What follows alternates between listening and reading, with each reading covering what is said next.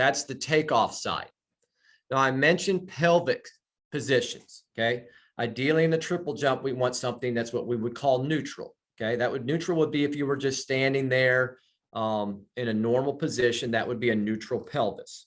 And in order for us to continue to maintain that neutral pelvis, there's some things that we need to do on the other side of the body. So we've got the takeoff leg, and then the other leg I'm calling the free leg / free hip, the non-takeoff leg. Okay, and what it does is crucial in allowing us to keep that pelvis in the way we want it. When we come in on the triple jump, what we see when we run is we see this is the pelvis here, one side of the body, the other side. When we run, the pelvis moves in this direction, forwards and backwards on each side of the body. And in doing that, it helps maintain the pelvic position.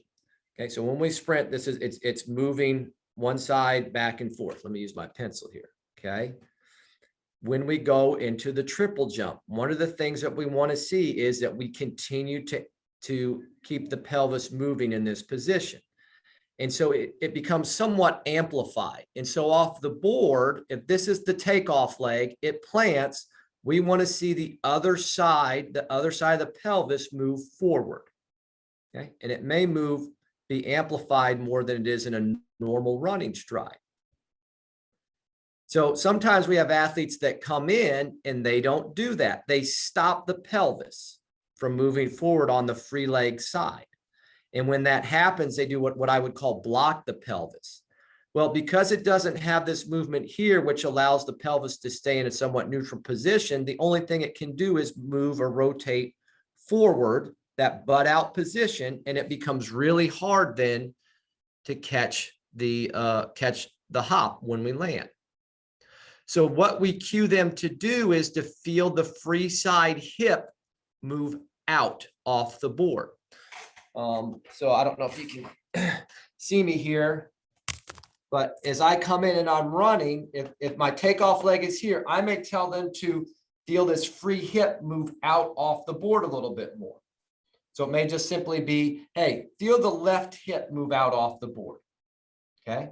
And in doing that, we're able to maintain pelvic positions. And so I'm saying, hey, push it out in front.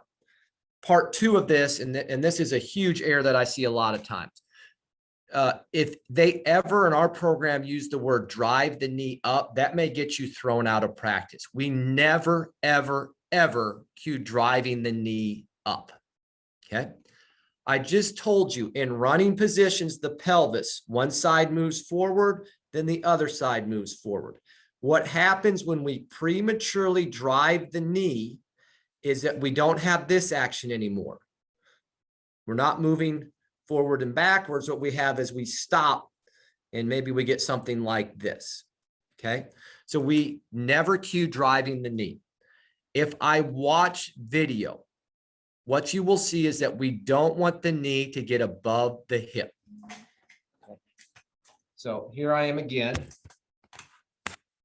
Okay. I don't want to see the knee get up here. When the knee gets up here, I end up with butt out positions. So we're always talking about blocking the thigh, pushing the thigh out in front in any of our jumping events,